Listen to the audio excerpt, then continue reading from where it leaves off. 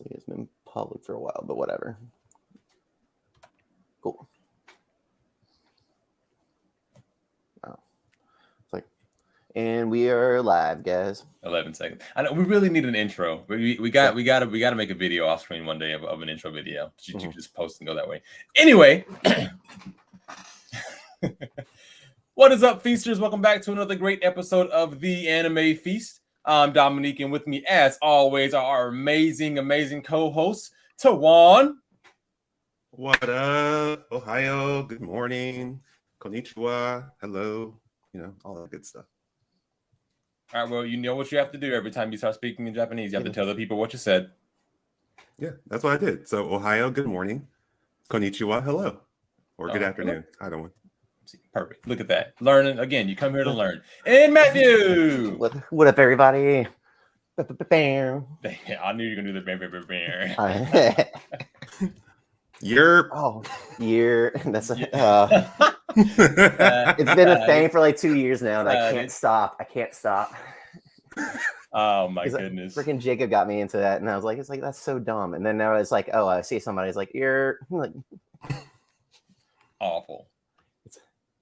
Well, guys, after a much not really needed but appreciated break, 1 month. It's been a month. It's been a long month.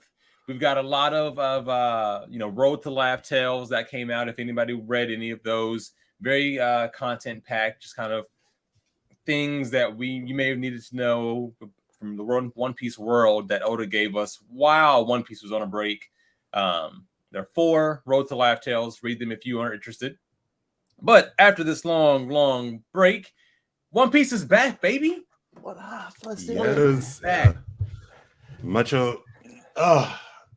anticipated break in. He just did not disappoint. The God King himself, Oda.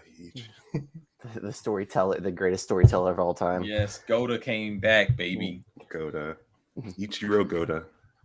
I mean, even the chapter 4 we left for break. I mean, he left it on a cliffhanger. I kind of didn't think that. I was like, that would have been a good break right there, but it's still fine because it was still like, hey, here's Green Bull doing some shit, and then come by for a month. Oh, you finally see the guy that we haven't seen, and then just drop the bomb that Buggy's now a warlord also. Yeah, it was that could have definitely been a great time to just also have been like peace out for a month. I'm gonna let you guys sink this in for a little while.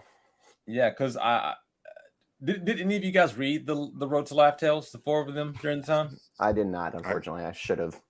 I've read everything in between, but it's pretty fine if you didn't. It was some back content, a little bit of just like facts and stuff like that, things we may have assumed but didn't know for sure. I think you threw some bounties out there, told us a little bit more about like the Rocks Pirates, but most of the stuff we knew. That was like the first one. I didn't really read most of the other ones because it wasn't, it's just it's telling us things we know, kind of recapping little things like things like that we didn't care too much about. Because we were all just, ready, anticipating. Like, I want to know what's next. I'm ready for the Wano series to wrap up, and I'm ready and then go to the next island, right? Mm-hmm. So here we are in Wano. The fight's over. Green Bull's here, and it's like, so I guess the first question for you guys is, what are your thoughts on Green Bull now? But based on his first introduction, before we actually got to meet him, when he was only a silhouette at the Reverie, versus what we have seen now in his 2 chapters in Wano of, well, I guess 3 technically, because he flew in at the end of 1052, and then we got his fight 1053, and then now 1054 with more of the fight, more of the powers that we get to see. So, what are your thoughts on Green Bull so far, and like his words, his actions, everything? One I love his. Oh, you have the first one. Sorry. No, you can go ahead. Rock, paper, scissors, shoot. It's very interesting, and I'm just kind of, because King and Queen took so much effort to beat during Wano that when at the end of 1053, when Green Bull just has him like already done pretty much, and it's like, even though they might have been still tired from the fight that they lost against Sanji and Zoro, and then the Scabbards, who just took as much beating, if not more of a beating, than King and Queen. And then he goes in there and he's like, oh, like I took 2 commanders out. Now, like, you have the Scabbards, but they kind of just stand there and like let him attack him. And then I love that Monosuke is like, this is my fight with Green Bull. Like, do not mess with us. But I don't know how to power scale Green Bull right now. That's what I'm more confused about, if that makes sense. He is super powerful. I mean, I know that they were hurt, but he is definitely a force to be reckoned with. But I'm annoyed with him because he's such a ass sniffer with Akainu. And I already hate his, like, I don't know, ideologies that, hey, the celestial dragon are gods, and like, we need this pecking order, we need a hierarchy, and the fact that you guys aren't a part of that hierarchy is just even more reason why I just shouldn't care about you, even though you're your own independent nation. Like, I've honestly just been disgusted with him so far. Like, he hasn't been redeeming, and he's even been told that he wasn't supposed to go there. He's like, no, I'm going to do this to get Akainu's approval, and that will make me a shining star. I'm like, what is your only purpose, just to like look good for Akainu? Or like, I don't know. Like, the more I stare at him too, the more he looks more like Aokiji to me. Like I guess, like, I don't want to say the green version of Aokiji. Rivery silhouette Green Bull. I was like, this dude is going to be really cool. I can't wait to meet him. I wonder if he's also going to be, you know, like someone who isn't, because, you know, we had to, I guess now that I really think about it, we did have to rebalance the whole Kizaru, Akainu, Aokiji thing that was there. Now that Akainu is promoted, you have to have one person that's lazy justice and one person that's full justice. And Fujitora is that lazy justice. So I guess it does make sense that Green Bull is the opposite. But I didn't think of it that way originally. I was like, Green Bull is going to be another person that's going to be really chill, really cool. Like, I can't wait to meet him. And yeah, now fuck that guy. Like, I hate everything about Green Bull. He's probably the worst character in One Piece. Just like, I mean, that has a very solid podium spot for me. So I know it does for you, Matt. It's hard to beat Foxy for Matt. Yeah. But I mean, I love his devil fruit. Don't get me wrong. I love his devil fruit. But like you were saying, it's the ideology, right? It's the I gotta show Akainu how great I am. I gotta kiss Akainu's booty. I gotta be that number one for him. The celestial dragons are gods. You guys don't have any standing because you're not affiliated with the world government. I can slaughter thousands of your people, and I will slaughter thousands of your people if I have to, whatever it takes to get Straw Hat Luffy. Like, all of that, I was kind of like, bro, chill out a little bit. Yeah. You just got here. Like, you just got here. I'm gonna need you to chill. I think he's doing like I could, because he had the silhouette and Reverie. And when he gets here, he's just doing too much too fast, I guess. Yeah, like, exactly. You just got here, slow down. Yeah, because when Kizaru got there, I mean, when he went to the Sabaody, I mean, it's like, oh, what does this guy do? And then one guy tries to shoot him, and he literally, he doesn't move fast enough. The bullet just goes right through him. It's like I nailed him in the head. I know I did. It's like, no, I'm just faster than light. So here we go. I'm gonna kick your butt, and then he literally went around. He went around and hit every supernova once. Yep. Like, just hit everybody once, and that was it. Yeah. You ever been hit by a light speed kick, and then he didn't even really kick. He like literally had his foot up to somebody's face, and then just shot a beam. I still love that because like Drake was still with swords at the time, but he's like, oh, hey, Drake. And then it's like, oh, I forgot that he's like, oh, I probably shouldn't say hi to you in this situation. So I'm just going to kick you instead.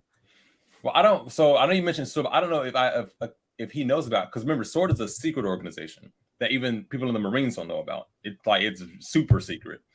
So I don't know if he knows it, because I think if Kizaru knows about Sword, then he would probably be a part of Sword. I think that's like the only way to truly know about Sword.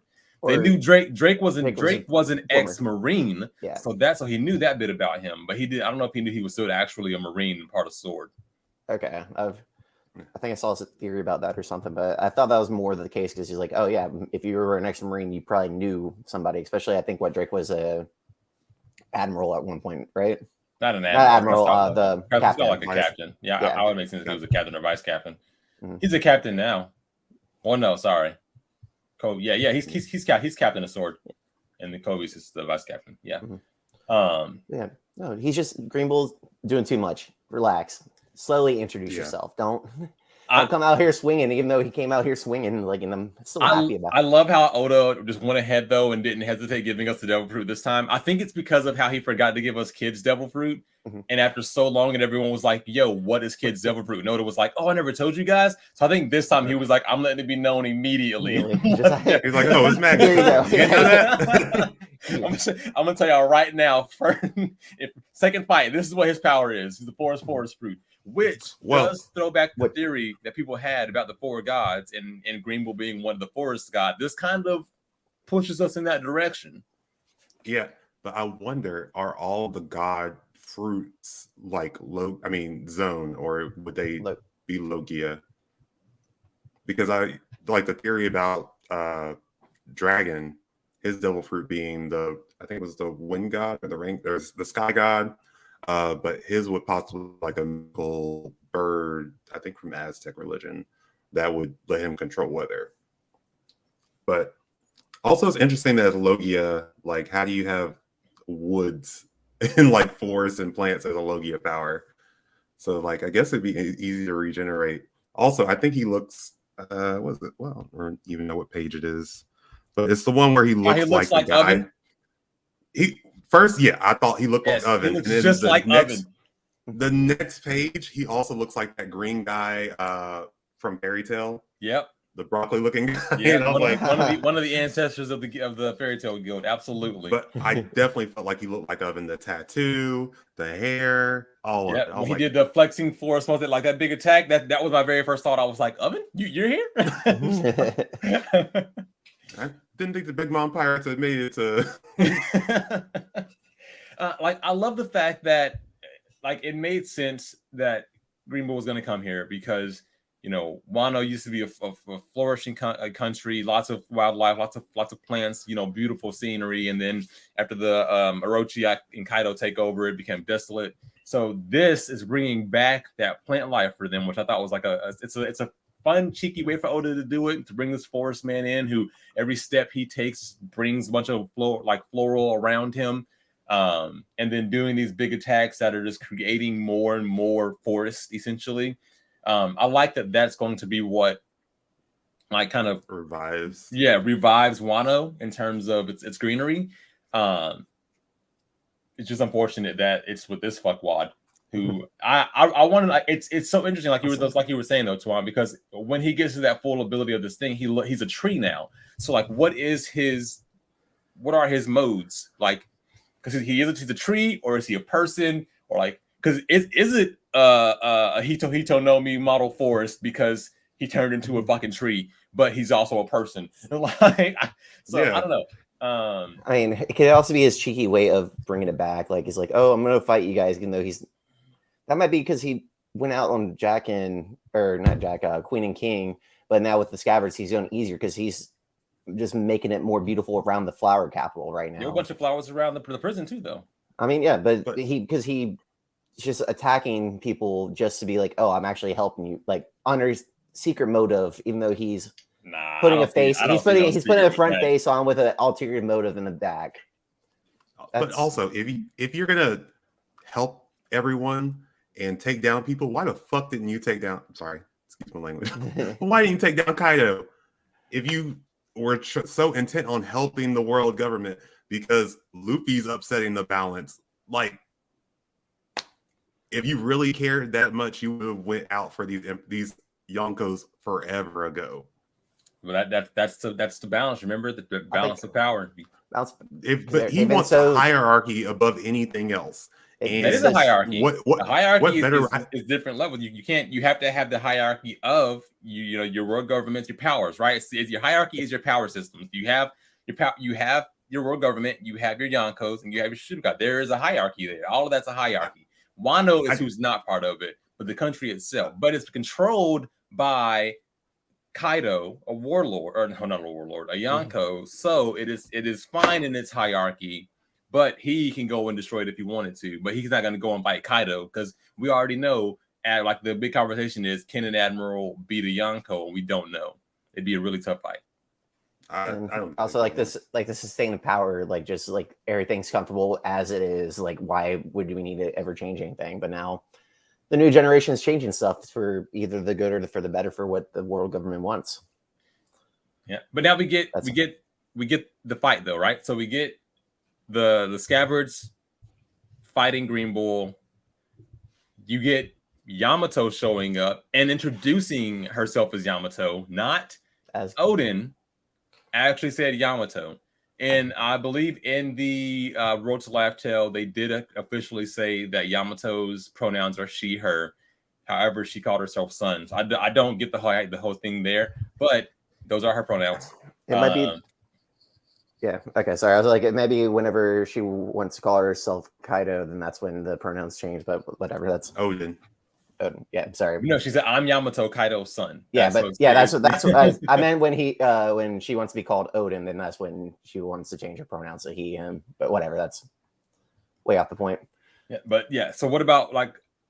I'll say for this, I thought it was interesting. Denjiro was able to cut off, one of the really big vines, and Nekomamushi, and everyone seems to be like being able to defend themselves decently enough here. Yamato got off a nice, looks like hockey covered, strike on Green Bull that did hurt him, but didn't put him down. And then we have Momo showing up doing a blast breath and nothing happening. I laughed so hard when he said blast breath and literally a puff came out. I thought that was the funniest shit.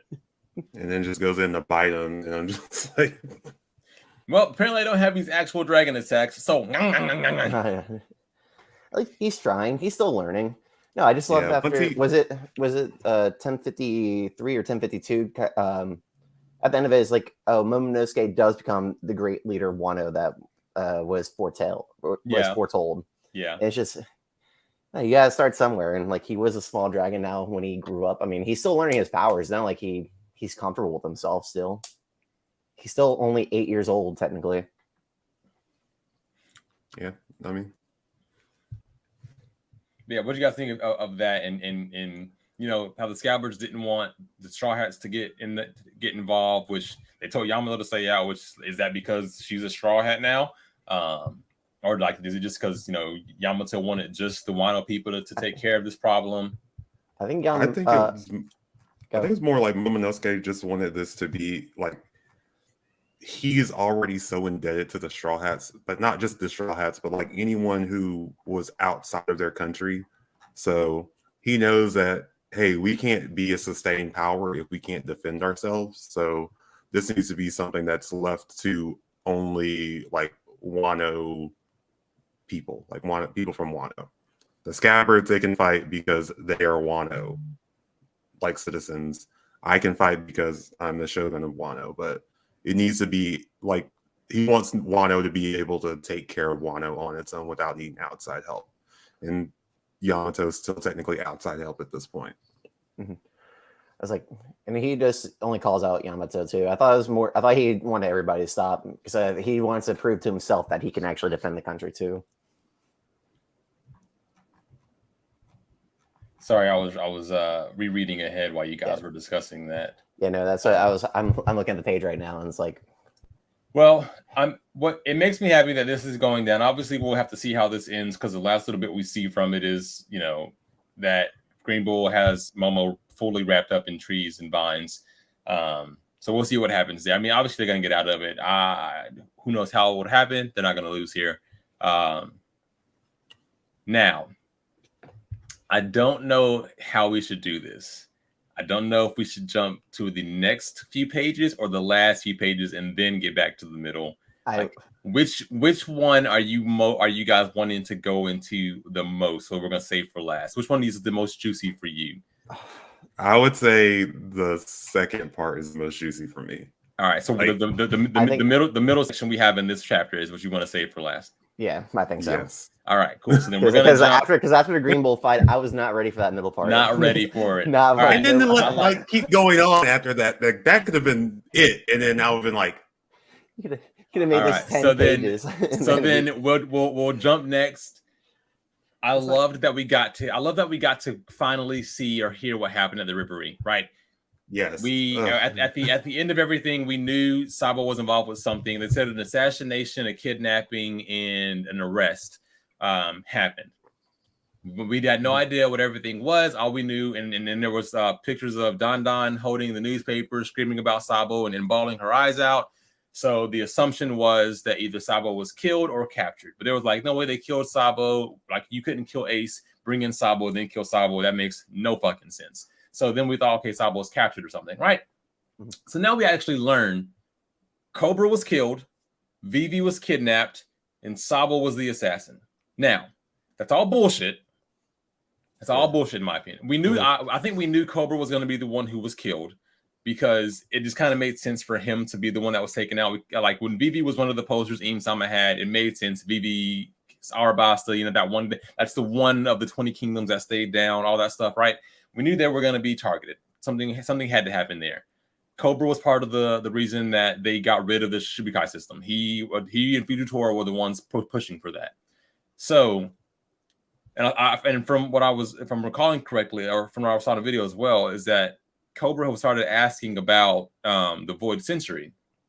And obviously, you don't want to, you know, that's hush information. Need to know, and he don't need to know. So nobody needs to know. A key word, if you want to die in front of the world government, is void. Yes, poneglyphs. Like so, but it makes. But he was in charge. Like part of the reason being Alabasta was to protect the Alabasta poneglyph that you're definitely not supposed to know about. But right, well, I believe that the government, world government, are the ones who actually killed Cobra. Maybe even tried to kill Vivi, and Sabo intervened and saved Vivi, and that's, but they took that as the kidnapping, but he actually saved her. But we knew, but they were the ones who actually killed Cobra, and I like that they also got away. They were also able to successfully save Kuma, and everyone escaped, even though they fought Fujitora and Green Bull. All the revolutionaries escaped and saved Vivi and saved Kuma. I think that is amazing. Yeah. Also, the fact that, Saba's such a peak character because of this, and we just see that like he's been having a rise of his own to become the Flint Emperor. Like he's honestly the 5th emperor now at this point. It almost looks like he's a new face of the revolutionary. Like he's like the promotional face. It's a new generation, and he is it. Like Luffy, Blackbeard, Buggy, 4 new Yonkos, Sabo, new Revolutionary Army. 3. So, like for the Revolutionary Army, because like Dragon kept the Revolutionary Army under secret pretty much. Like only the world government knew he was doing stuff. He wasn't like promoting out in the world. Like, oh, we need to start doing this to take over the world government. I mean, the world knew about Dragon and the Revolution. He's the most wanted man in the world. Yeah, the world definitely knew about Dragon. They just, I mean, Dragon. It's just that Dragon did his shit more low key. Sabo is not as low key, and obviously with this attempted, them framing him for an attempted assassination or whatever, it makes him even more renowned. And if there are people out there who don't like the Celestials and they hear that Sabo tried to kill a Celestial, because that, I forgot that one of the things that Kizaru said was, and can we exclude, you know, does that mean we can close the case on the attempted murder of Saint Charlos, right? So is that another thing they were saying, Sabo, like the attempted assassination of a Celestial? And if that got out in the news, then obviously people are going to be like, Sabo's the man, because, you know, fuck the Celestials, and that spreads the flames, pun intended, of the Revolutionary Army and of people and all of that, because Sabo's becoming less stealthy in his tactic. I mean, he's still stealthy when he goes to do it, right? But he's less like stealthy in terms of we do these things and it stays secret. And now it's like we do these things and everybody knows about it. And that's kind of raised his infamy. I don't think he's stronger than Dragon. I think Dragon's still going to be like the strongest in the Revolutionaries, but Sabo's the new face because more things are starting to happen and he's the leader of the things that are happening, while Dragon is still like the smart man behind the scenes. So like, you know, it's not scapegoat. What's what I'm looking for? I don't want to say puppet either. But like, but you guys get what I'm saying. Right? He's the front. He's the face of. He's just like the front. Yeah, exactly. But Dragon's the one actually controlling everything, but Sabo's out in the field, right? Mm-hmm. Like, Dragon's a general, and Sabo's the captain leading the attack. Yeah. So, but I mean, all in all, the biggest thing that we got from this second section is that Sabo has a new epithet. Sabo is now newly named the Flame Emperor. So What do you think about that name? I've ever heard of one. I know me and Dom talked about this when it first came out. I was like, that's much better, cooler. Like the Flame Emperor is much better nickname than Fire Fist. Yeah. Like, just sounds cooler, sounds epic, sounds more like more intimidating too. Yeah, I mean, like Fire Fist is like one attack, so it's just like, hey, that's what he's known for. He has Fire Fist, but like Flame Emperor is like anything over fire, I control. That's my domain. Like, fuck with me if you want to. Yes. Yeah, I absolutely love this name. Again, much better than Fire Fist Ace. Flame Emperor Sabo. Come on, man. You know, that's somebody you want to fuck with right there. That's like you hear Fire Fist Ace is here. You're like, okay, hold on. All right, can we get somebody that can fight him? You hear Flame Emperor Sabo has arrived, and you're like, nah. Oh, no. I'm gonna go home. Like, you have Yonkos and you have a Flame Emperor. Like, yeah, I think this is and again, perfect timing because Luffy just got named a Yonko, his brother, and everyone knows their brothers, or at least the government knows their brothers. So one brother is an emperor of flame, one brother is a warlord of the seas. And with the fire god Nika. Not fire god, like, sun god. Oh, sun god Nika. But it just makes more sense for that the government is putting like Sabo as like the person who killed Cobra, because it's not. Because the Reverie, they're not having like cameras and they're like, oh, they're talking about this. We definitely know what happened. They're just putting names to faces, kind of thing. Like, I'm not sure if I talked to either of you guys about it, but for like how Buggy, or I think we might have talked about it, but when Buggy became the Emperor, is like, if you think about all the stuff he's done, like that looks like it, like he's super intimidating based on what the people are getting information from the world government. We know Buggy ain't shit. We know Buggy, but like that's like when Buggy he got on TV during the Marineford War, and everyone's like Buggy, and then he has all of these not even accomplices, but just people around him that are so powerful, like Shanks. People see him talking to Shanks as an equal, like just like I'm not gonna do this or I'm not gonna help you out, but like yelling at Shanks, no one yells at Yonko. Everyone knows that Shanks is a Yonko, and then he was also on Roger's crew, and it's just like all these things are piling up. So he has so much notoriety to his name, he just doesn't have the strength to back it up. But no one has seen him in a fight. They just see all the people that are following him, so they're like, he must be strong. But I also saw, I think, a theory that the reason behind Yonkos is that they have a territory that they control, and then an amount of people that follow them. So it's not even necessarily based on strength, but a lot of people follow Buggy, and he got a lot of people after Impel Down. And now I'm just thinking about like a random thought that it would be hilarious if Foxy found Buggy and challenged a day back fight. And he lost like half his crew, and then Foxy becomes a Yonko. That's what Matt wants to see. No. I don't think anybody wants to see that. So, back to the Reverie. They talked about, or Akainu talked about how Arabasta is probably in chaos now because the king was dead, the princess was kidnapped, and anybody who went with them to the Reverie is still there because their ship never left. And I just thought about this when I was thinking about that and like who may go to Arabasta, yada, yada, yada. It's like, oh yeah, Crocodile tried to take over Arabasta. Crocodile is free. Does Crocodile go back to Arabasta? I think he's sailed that ship off from Alabasta. But actually, funny enough, I was like, I actually wrote this note about Crocodile. I was like, how do you know about the poneglyph in Alabasta anyway?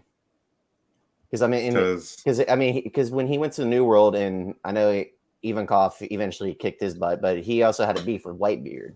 Whitebeard didn't really have any Poneglyphs because he didn't really care about going. I mean, he knew about the One Piece, but he didn't really care about going after it. He was more concerned about making his family. I don't know. Crocodile's been in the game, especially in like they were bounty hunters. Yeah, like Baroque works. Like he's been in the game for a while, so especially in the underground, knowledge just travels. So I could see him just having information. It's kind of like Doflamingo has a lot of information on like just what is going on, what people are after. And Crocodile's a smart man. Like he's not stupid. I mean, he was stupid to just leave them to die underwater with a crocodile. Like that was some old school supervillain shit. But I think I was thinking about Alabasta too, Dom, but I think they're gonna be fine because they're not in like a revolutionary. They're not anything. I think like what Kuzan is his name, the guy who started the revolutionary in Alabasta first.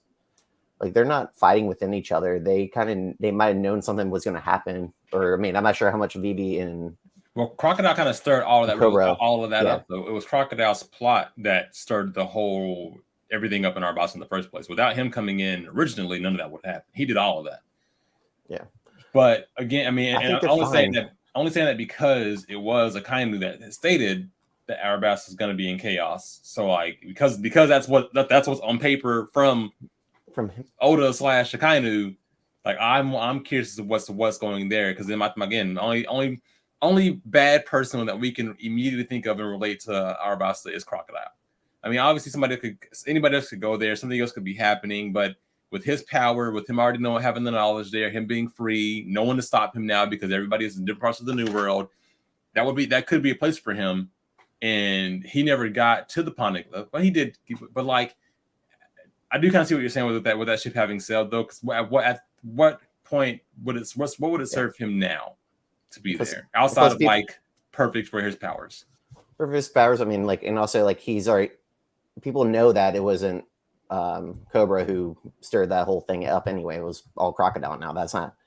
But you can still. He says, "I bet Alabasta is in chaos." And I was like, he's just thinking they might be, but I find it hard to believe that they are in chaos right now. I think they're fine.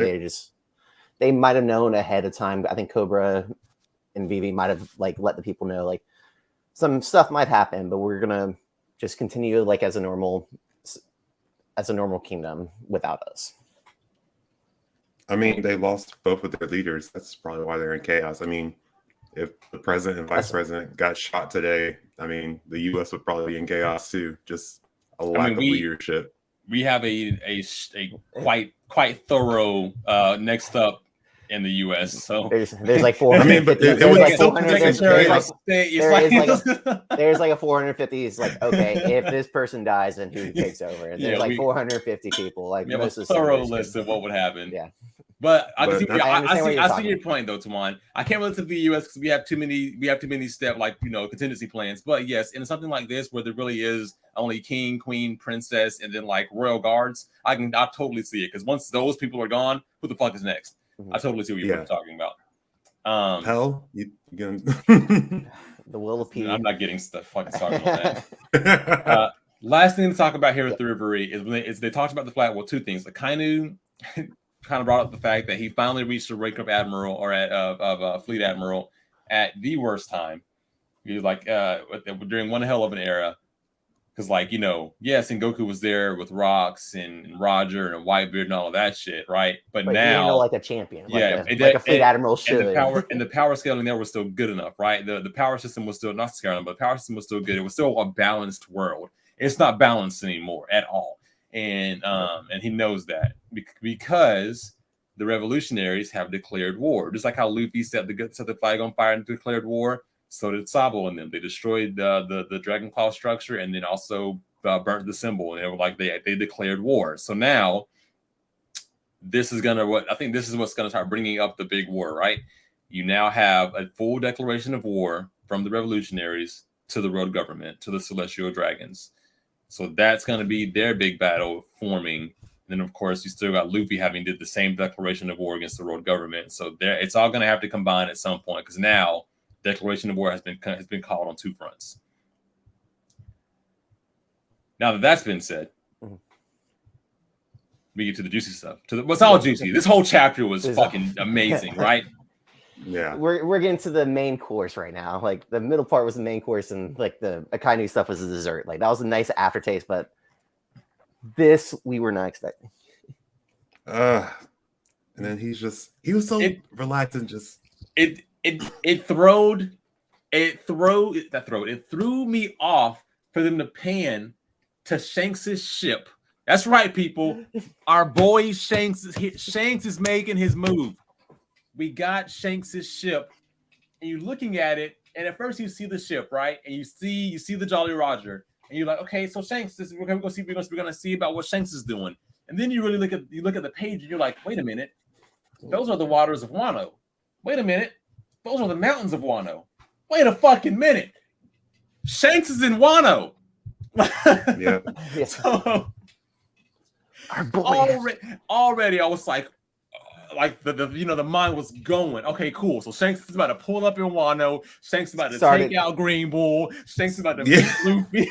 Started out so subtle too. The first couple pages, like the flashback with Shanks, like it was cool with the flashback with the with them actually stealing the gum fruit. Yeah, because you got to see who's who. We saw CP9 agent who's who back when he was young.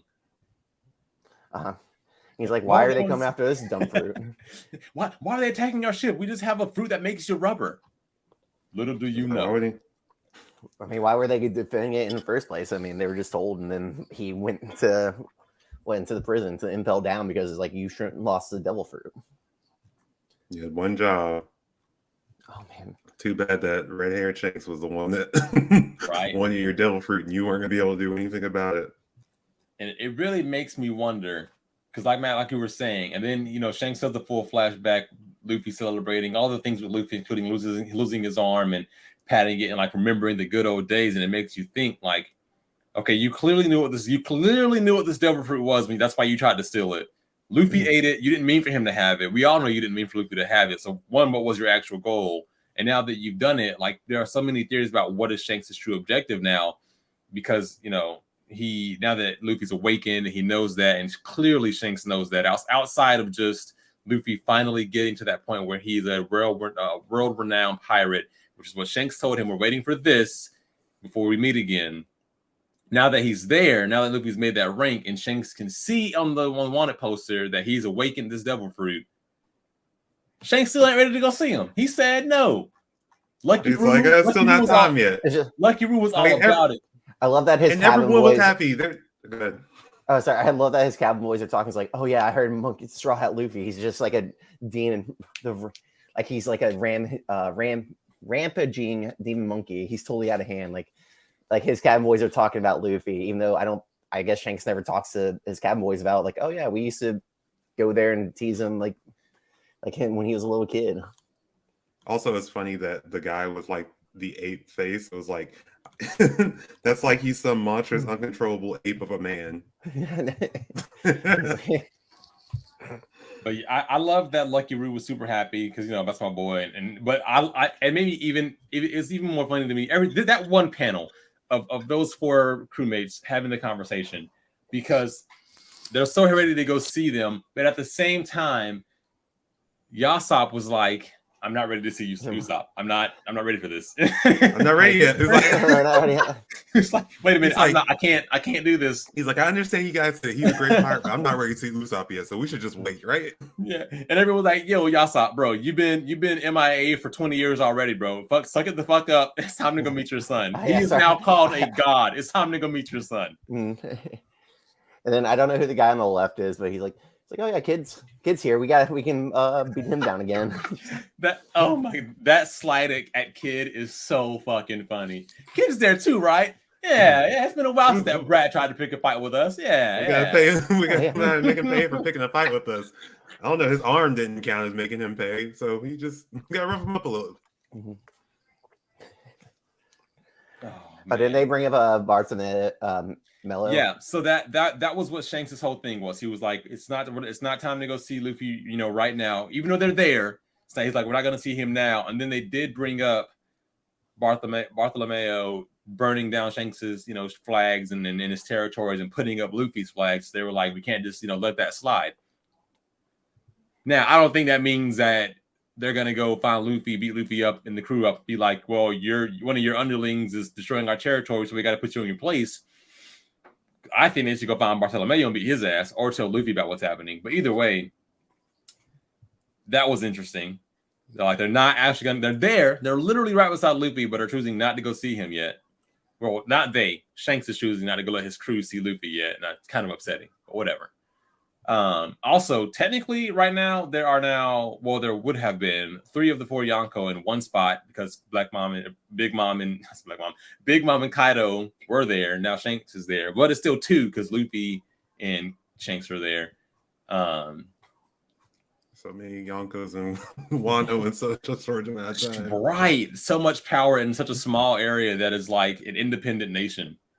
Also, Green Bull is there, so an Admiral's there as well. And it's just like that's a lot of fucking so much happening. So much greatness. But the piece de resistance. Everyone's having a good time. It's ready to go see Luffy, not see Usopp. Ben Beckman's just chilling at a small table with 2 chairs, drinking sake. Shanks pulls up. Ben Beckman pours him a glass of sake because that's what you do for your captain. And then we get the fun little words from Shanks to Ben Beckman. Hey, Beck, isn't it about time we go and claim it? The One Piece. Bro, what? First off, he didn't say go look for it. He ain't gonna say go look for it. He said claim it, which means he already know where it's at. And then he said, it's time to go claim it. The One Piece. Excuse me, sir. So first off, you mean yes, you've had the One Piece as the goal this whole fucking time?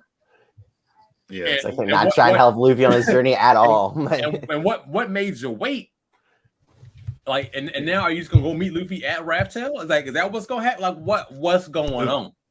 I could that see eye, that picture of that eye. I could see it being that he wanted to. He probably did this as long as Luffy was a kid, and he probably just wanted to leave that as an incentive.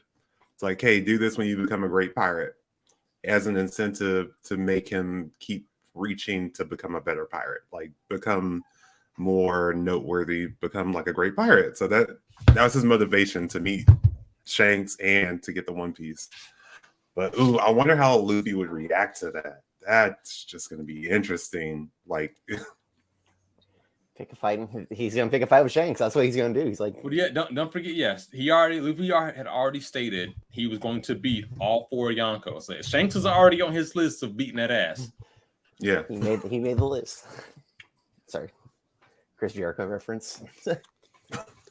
Bruh. Yeah. So. And like we said, that could have been the end of this whole chapter because of how Shanks said that could have ended it right there instead of the next part. We got some juicy stuff, but this led to so many theories, and we can start going ahead and getting into our theories moving forward because that kind of wraps up the chapter. Fantastic chapter. You've got the Green Bull fight with the Scabbards and Yamato and Momo telling Yamato to stop and them not wanting the Straw Hats to be involved. So it's them as the Wano. As the actual defenders of Wano wanting to do their job now and protect Wano.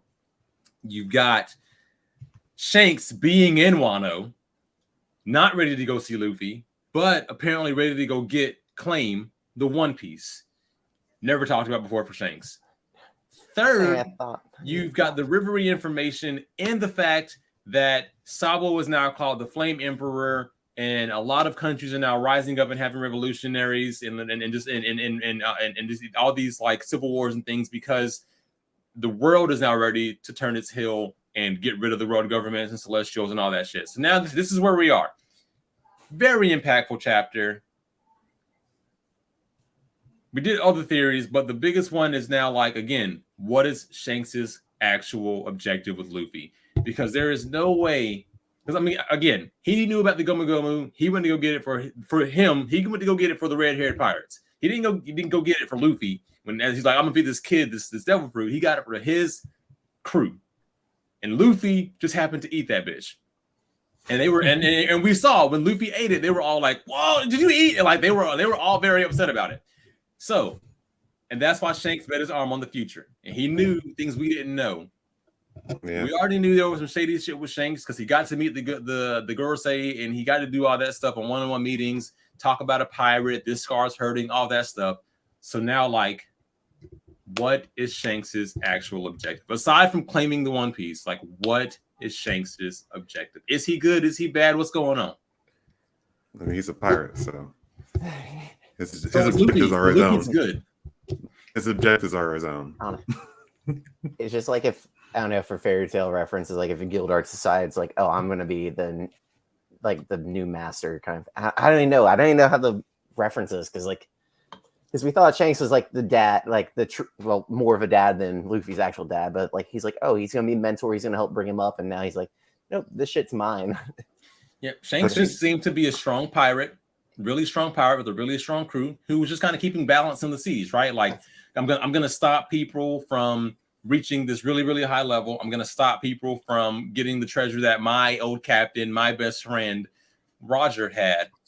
You know, my father figure Roger had. I'm gonna gatekeep, right? I'm gonna be a gatekeeper. That's what Shanks seems to have been. And now Shanks is like, I'm going to go get what's behind the gate. Mm-hmm. Do you think, because I wrote this note down when we were talking about Shanks, do you think Shanks can hear the voice of all things? No. You don't think so? You don't think, then why do you choose the island that Luffy and Ace were on? Kind of thing. How do he know to go there? That was their home hub right before they left, or why they brought why would the gum fruit even in the bar when they went to the island? Why wasn't it still on the ship protected in the cabin? Again, I thought that too for a second, man. I was like, it doesn't make any sense that they would have something like this in the bar and not kept locked away on their ship. Maybe they had it on them though because they didn't want somebody to take it from them. If you think about that, if they're leaving the ship, and they're walking away from the ship, somebody could sneak on, take it and bounce, right? Compared to it being in your arms. It's still in a chest though, like just throw it underneath Shank's bed kind of thing. I mean, somebody could still think, but think about it. If let's say you leave something very valuable to you in your home, and you leave, and I know you're gone. Yeah. I can come in and take it.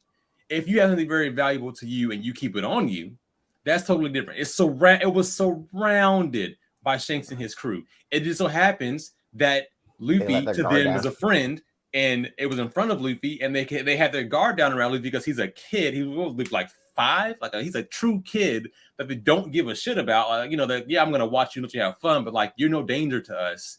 So they didn't think that part, and that's when Luffy was like, It's like I think that's the difference there, and also for the plot. Like if they didn't do that, we wouldn't have a story at all. Yeah, right. But at the same time, like they made fun of him for drinking juice. Like adults don't drink juice. Yeah, I'm gonna eat your fruit, man. Sorry if you can hear the cat jumping behind my blinds right now. No, you're fine. I was seeing Misfit come on screen. She was like, "Yeah, hi. That's it." Mm-hmm. Yep, she was trying to nuzzle my arm to pet her, but no. Don't give. What was your uncle's dog? He only gets 3 pets a day. Oh, Kuwait. Yeah, Kuwait. Oh, I miss Kuwait. Mm-hmm. R.I.P. Only getting 3 pets. R.I.P. Oh, Kuwait. Oh no, I didn't know that. Yeah, it's been a while. Yeah, it's been probably about 2 years now. No, I'm sorry about that. Yeah. But yeah, so theories, guys. What do you think? Not just about Shanks and what he's gonna go do next, which could be literally anything. But I kind of like, where does this story go next? What theories are on your mind? Like, you got this chapter, you got all this information. What's next? Because I mean, of course, we think Elbaf. I think we discussed that last time too. Elbaf is a must before we get to Laugh Tale. Mm-hmm. But it's like who's gonna be the villain of Elbaf, or is it gonna be like kind of like a Zoe arc where we're just gonna go to the island, not befriend or go? I guess something maybe like a Horty Jones and Fishman Island. Hopefully, just not as long as Fishman Island was.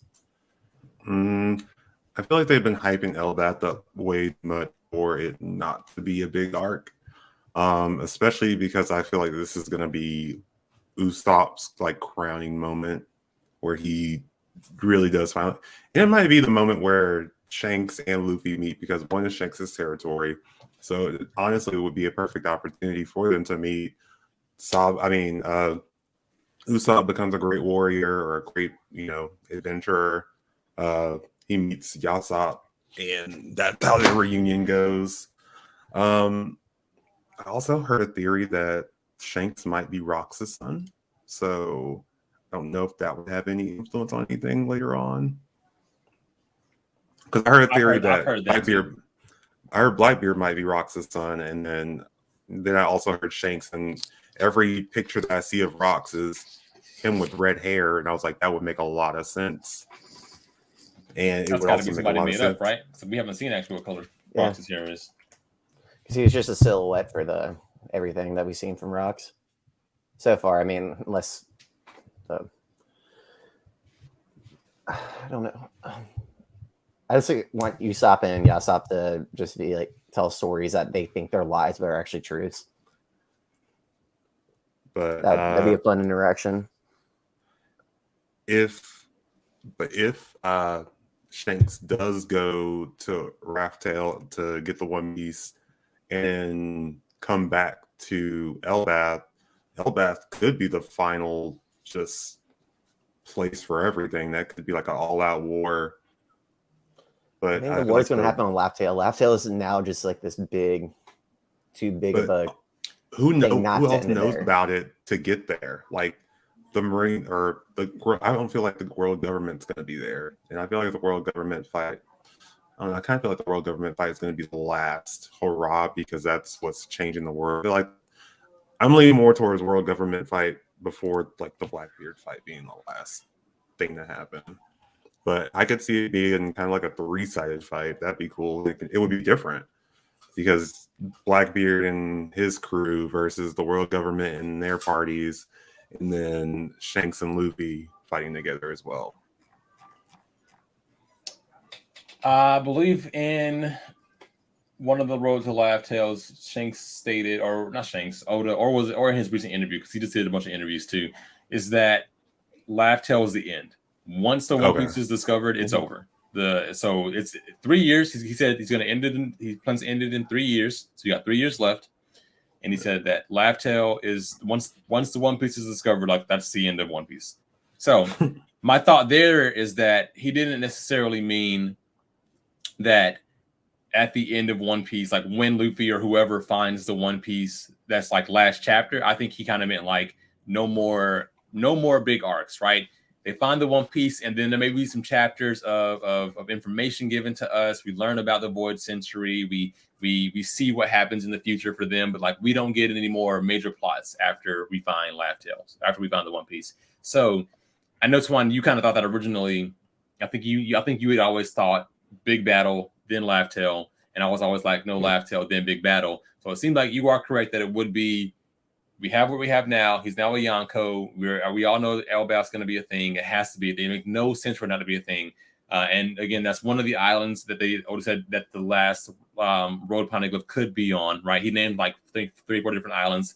One is the one that Blackbeard has, that pirate island that Blackbeard has. One was Elbaf. I forgot what the other 1 or 2 were. But so obviously we have to go to Elbaf. We may have to go to Blackbeard's territory. So honestly, that could be where Luffy and Blackbeard's fight is. Luffy having to go to Blackbeard's territory. Might have to go to Shanks Island. That might be the gatekeeper. Does Shanks have an island though? He's always somewhere different. The island that Mihawk finds him out at, like very early on, to be like, oh, I think that was just some random island that he was at. I could see Mihawk just having VV card. I could see Mihawk just having a VV card for him. Shanks. Yeah, I'm positive. They're best friends / enemies. He absolutely has a VV card for him. It's like this could make an impression on me. He's like, oh yeah, we used to do that. It's like, thanks for coming here because I was hungover, but then you made my day a little better. Ooh, yeah.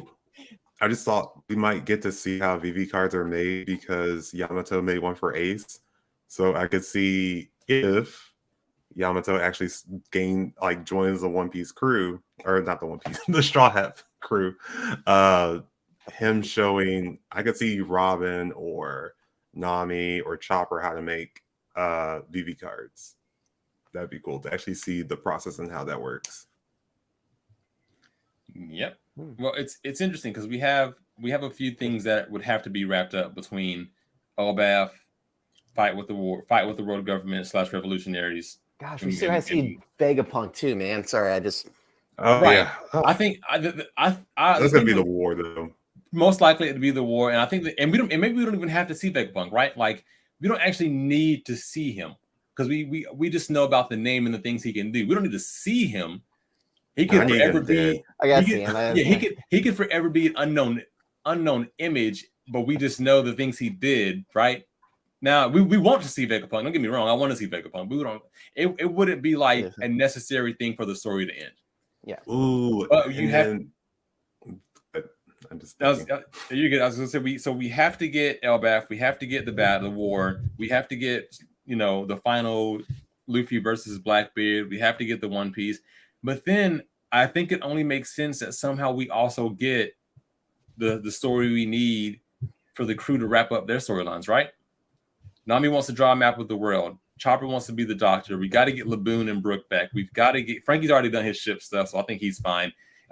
We've got to get Sanji to get the all blue. We've got to get Zoro to be Mihawk. So like, where do those things happen in the storyline? Because it seems to me the only way that we can get Chopper to get his done is in Elbaf.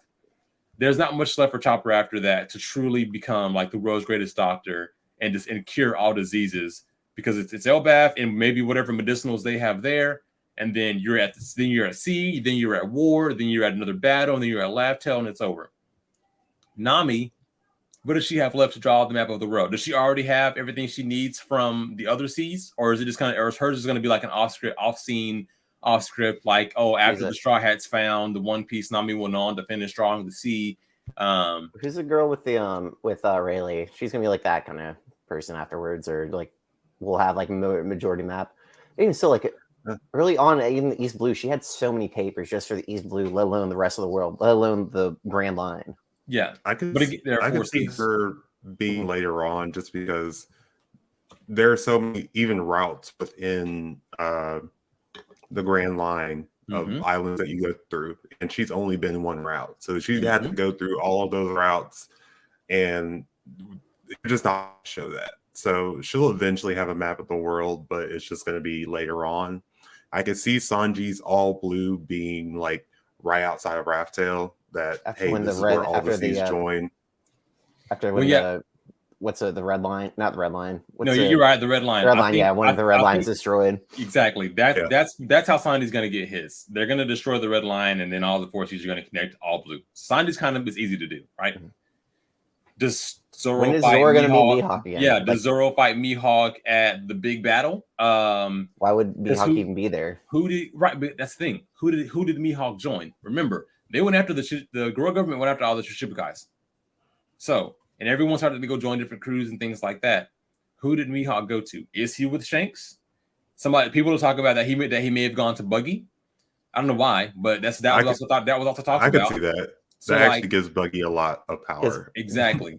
So like, his Buggy power, but at the same time, Mihawk tried to cut Buggy. He couldn't. Exactly. You can't cut up this guy, so you might as well join him. You can't beat him. Literally the only guy that Mihawk couldn't beat. So yeah, you got like it's like an L and Luffy kind of thing. Like the only person that could really beat an L was Luffy. Yeah. So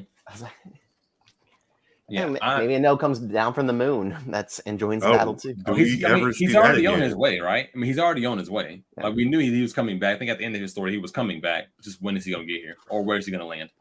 Does he go back to Skypiea and it's like, come back to your back to Skypiea? Does a crocodile and returns? Like, yeah.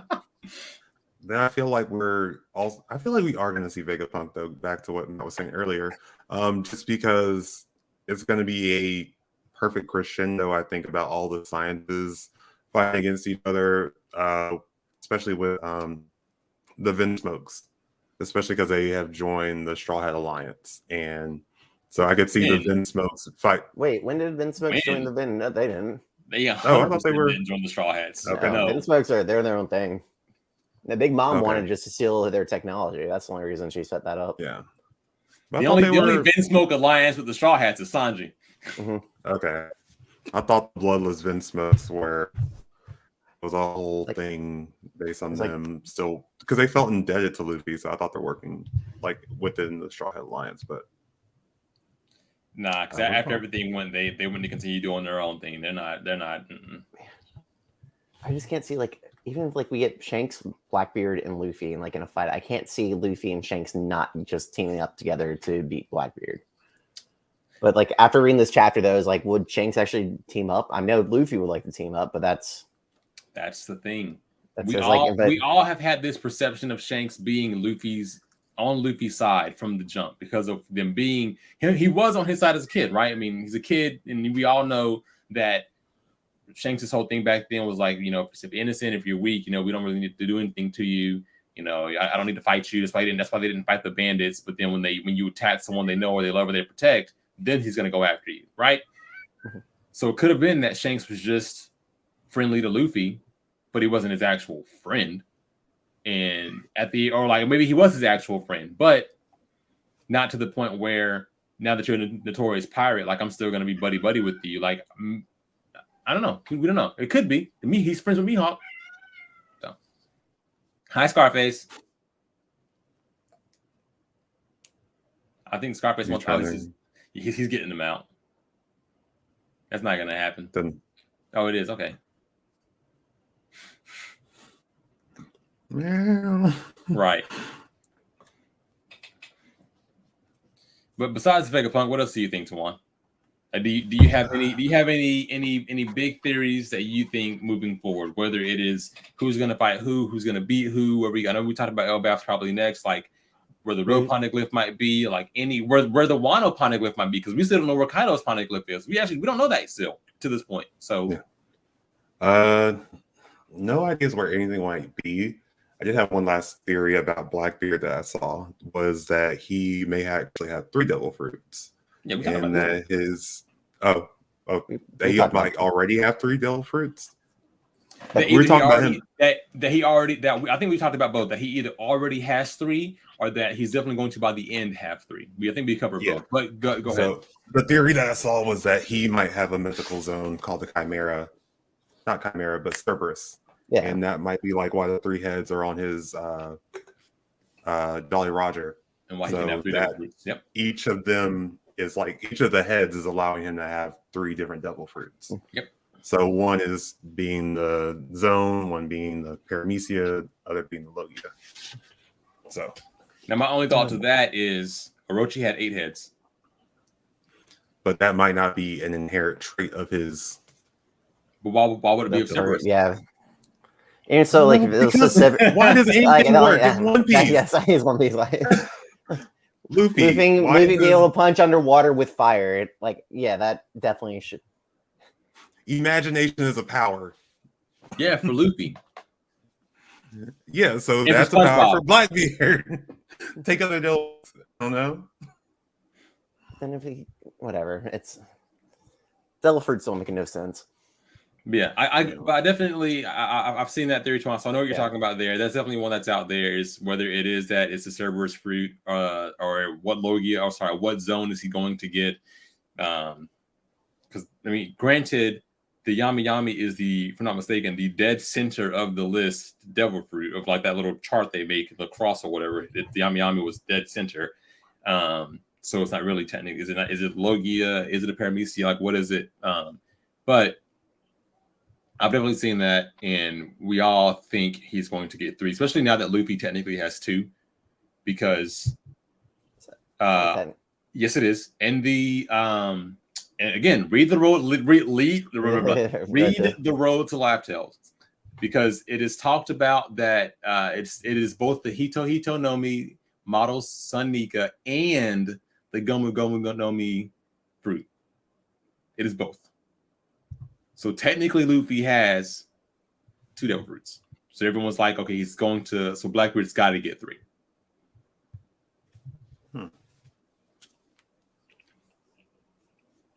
What did you I'm essentially going to read that, right? I know. Yeah, it's like after the sun. Yeah, because then I think Oda goes into talking about how what is it? Gomu Gomu? That's a Logia?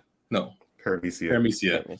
How Paramecias are able to change the environments around them and yada, yada, yada, which is what we saw Luffy do with the rubber and turning the earth into the rubber and yada, yada, yada, and how zones do not and will not have something that's like that, meaning that it can't just like when Luffy turned the world around him to rubber, it's not just because of his imagination power, right? Like in that list of example fruits that Oda mentioned, the Gomu Gomu was in there, and he also I think mentions in another part the Hito Hito. So like, is that one devil fruit? Is actually 2 devil fruits. It's a lot. It's a lot. Ever since this became a thing, it's just been a lot. He's like, how can I make things more confusing? So give 2 devil fruits to 1 fruit. Yeah. It's a Hito Hito Gomu Gomu. So, Matt, what about you? I know Tawan's last theory was the Blackbeard. What is your any last big things you want to talk about? Whether it's I forgot about the revolution. Like we just talked about Shanks and everything. We haven't dipped into the Revolutionary Army either. Go ahead. I know. I can't. I just don't know how this story's going to wrap up. To be fair, like we think we know how it's going to be wrapped up, but like, oh yeah, really just how, like we thought we know about every. Oh yeah, every time he really answers like 3 questions, 50 more get asked. Mm-hmm. And this one's no different, especially after Shanks saying like, "Oh yeah, let's go and obtain the one." It's like, what do you mean? No, that's Luffy's job. You're supposed to be there to push him forward, not the one to take it away from him. Yep. And it's, ooh, but this might be what. There's only. I'm trying to think of any like show that like I guess like Dragon Ball Z after like Super Saiyan, and then like oh, how's that fight gonna be? That's the only other show I remember as like a kid growing up being like, I get excited every week for this to come out. Be like, I was like, I can't. What's gonna happen? How am I gonna be mind blown this week? But then we saw the rest of the worst generation to still come. Like Bonnie is probably with Sabo doing something. We found out when in Reveries that she was part of the Revolution Army trying to get Kuma back. Mm-hmm. What she's doing, maybe she's in because she can change her age, and so maybe she's doing something with the world government trying to manipulate that somewhere in the background. And also, people freaking Buggy might be the person who actually picks up the One Piece first. So I don't think that's gonna. He's got to get real poneglyphs. Mm-hmm. But with what you were saying about Bonnie, people also think she may be from the Void Century. Mm-hmm.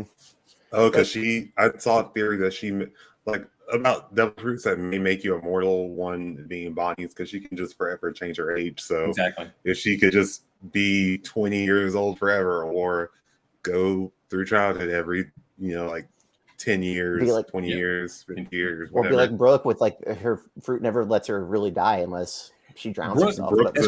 It's crazy though because Brooke lucked out with how he did his because technically it gives you a second life.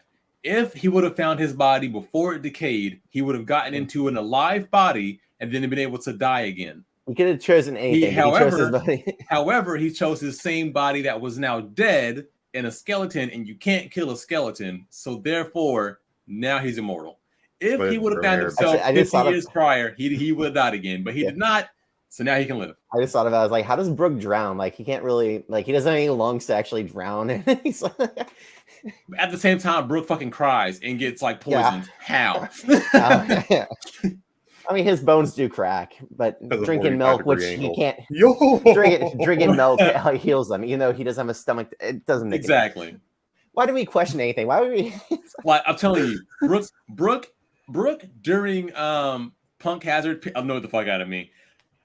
Because the way the chemical worked is that it gets into the skin, the cells of your skin, and freezes you fossilizes you that way. Brooks the bones. Just keep going. But yeah, keep going. So you talked about Bonnie. What else? What else? I mean, even Kid and Law. What are we gonna do with Kid and Law after Wano? I mean, Kid's gonna be like the Sheik. Is it Shiki, the Golden Lion Shiki? Yeah, yes, like Shiki to Luffy, just keep on going after him, just like annoying prick in the back until we actually, or maybe he's gonna be like the Whitebeard of everything. That's Law. But yeah, he can still is Law gonna for? Well, Robin said every Pirate Alliance ends in traitor, somebody trading. I mean, they've been through so much now. They've literally taken down. They took down Doflamingo, and then now they've taken down 2 Emperors of the Sea. I mean, are they going to? I don't see. To me, I don't still see. I don't. They're going to be friends Sorry, because they are in an alliance. Sorry, I'm Forever wrong. alliance. Their goal was not 4. Their goal was Kaido. Luffy wants all 4. Their goal was Kaido. So you're right. They've done what they need to do. Law could be done now. Yeah. However, I think with what Law has seen, there's no way he's like, I'm out. And like, obviously, when they saw the posters and Luffy was a Yonko, Law stayed there. Kid was like, I gotta go take Luffy's head. So I gotta go kill this man. Law doesn't care. Kid's the only one that cares about the notoriety. He's like, and again, but like Law's like, we all have the same bounty. Why do you even care? He's like, because I want to. It was just so Because funny. Kid wants to be Ash Ketchum. He wants to be the very best. It was just so funny that Kid had that thought. Like the moment they saw the posters, Kid was like, I'm going to go kill Luffy. And he went to go kill Luffy. And Luffy was like, get over here. Like this, like not even like casually wrapped him up and brought him in. While Kid was going for the kill. And Luffy was like, get over here, buddy. And it was like, what? So we're not friends. Clearly, just like that, to me, that was like, all right, Luffy's way above Kid. Because I mean, if one of you's going for the I want to kill you, and the other one's like, get in here, and like casually negates your attack and just brings you in. Nah, fam. Like also like Luffy beat. I know everyone fought Kaido, but like Luffy beat Kaido by himself while Kid and Law were fighting Big Mom together. Kid got handicapped though, remember? Yeah. Because of Hawkins having the little puppet of Kid and Killer like attacking and damaging and it severely damaging Kid. There were lots of handicaps in these fights.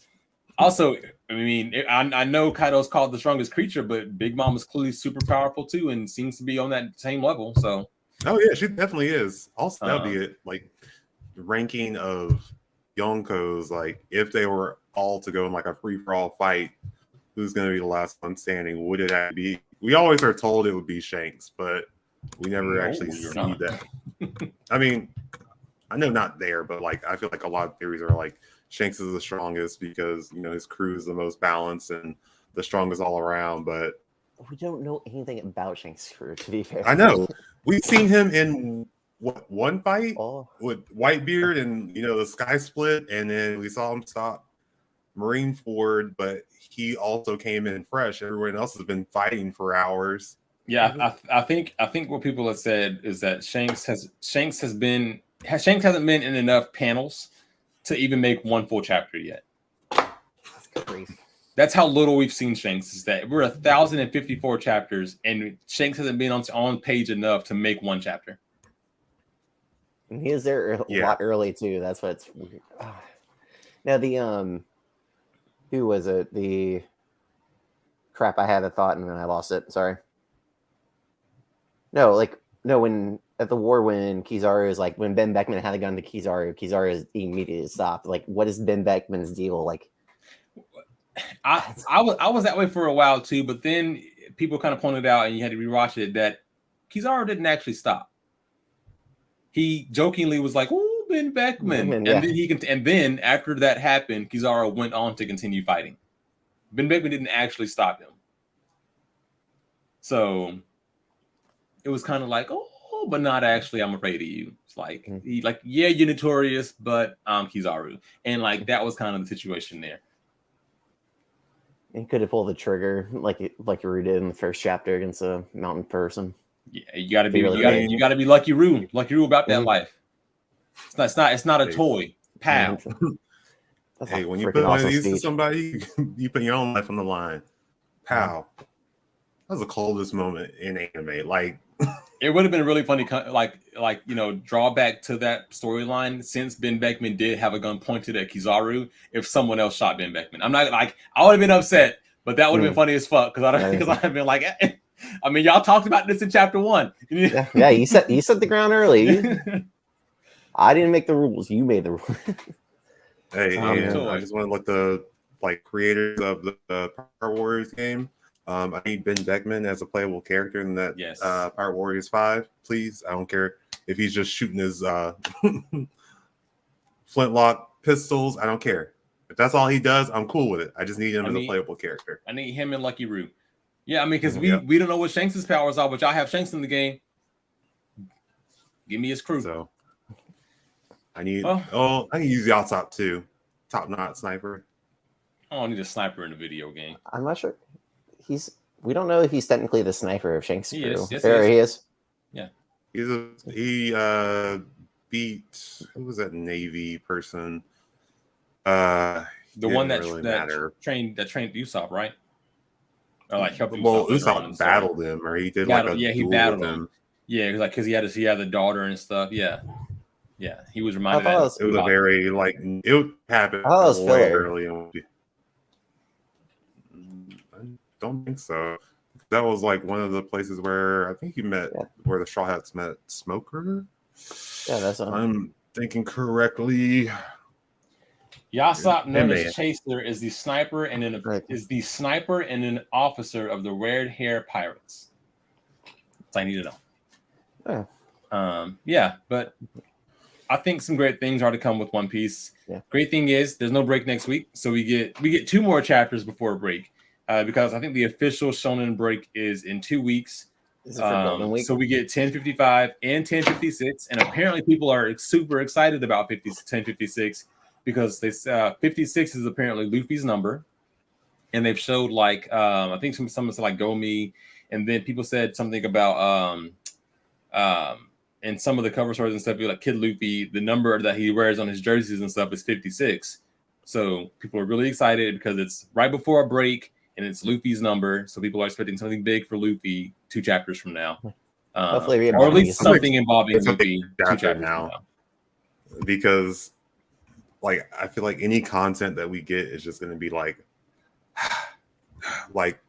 especially because of everything that's going on, I feel like there's nothing you could talk about that isn't going to answer some just biting desire or question that I have going on right now. Oda's got 3 years to answer every question that he's ever put out, and so I think, like you said, everything going forward is just going to be content filled, packed full of amazingness. I mean, obviously there's going to be some down chapters.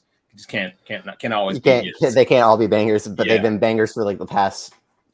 Like I can't remember the last One Piece that I wasn't just absolutely satisfied with.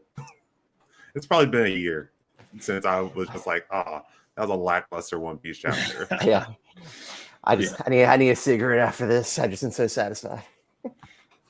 So we've got some great stuff coming, y'all. I'm excited for it. Again, no break next week or likely the week after that. So ready your asses because more shit's gonna go hit the fan. We've gotten our flashbacks, we've gotten Shanks stuff, so it's got to be more Green Bull, Wano stuff that happens next. Maybe a little bit of Shanks, but I'm excited. I want to see what happens. Give me more revolutionaries, and just start really wrapping this bitch up.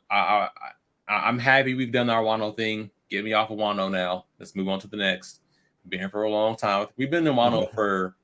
That's what I'm looking up right now. Years? That's actually way longer than 3 years. I think we're close to it. Yeah, I wanted to. Yeah. We've been in Wano for a very long time. So get me out of Wano. 2018 is when Wano started. 2018. 4 years. 4 years. Yep. I was 1 year off. Yeah. So. Get me out of Wano. That's a long time. Yeah, July 2nd. Yeah, 4 years. Give me to the next, please. July 2nd. So we're almost like right at 4 years. A little like maybe 2 weeks. Like over. A little bit more than 4 years. Yeah. So, but yeah, let's be done with it. Give me to the next. Give me on the next adventure. But sorry, let's wrap it up. It hurt. Oh. Did you put your finger in between when you clap? I smacked the pinky on the ring. It hurt. Oh. Kitty cat going meow. No, I ain't gonna do that. Oh yeah. Any last thoughts, guys? I think I'm good. One Piece is the best thing that was ever given to God. Not man, to God. Oh my goodness. Well, I guess with that, make sure you follow us on all the social medias. Let's see if I can get this right. Instagram at the Anime Face, Instagram, Twitter, and YouTube at the Anime Face. TikTok on Anime Face, and then I believe that's it, man. Yeah, I think that's good. Yeah. I think you're good, buddy. Hey, And yay. Yeah, that's. and of course, I usually have that like written down when I'd say it, but got it this time. You're good. Of course, guys. With that, be sure to give us a like and us like on the video if you're watching the video, whether you're live or whether it's later. Be sure to subscribe on that YouTube channel so you and hit that notification bell so you are alerted when we go live next time. Again, we try to go live every other week, so be sure to tune in, join the conversation. We love engagement from you guys, so we look forward to that. And outside of that, till next time. As always, stay hungry, my friends. Peace. Peace. Peace.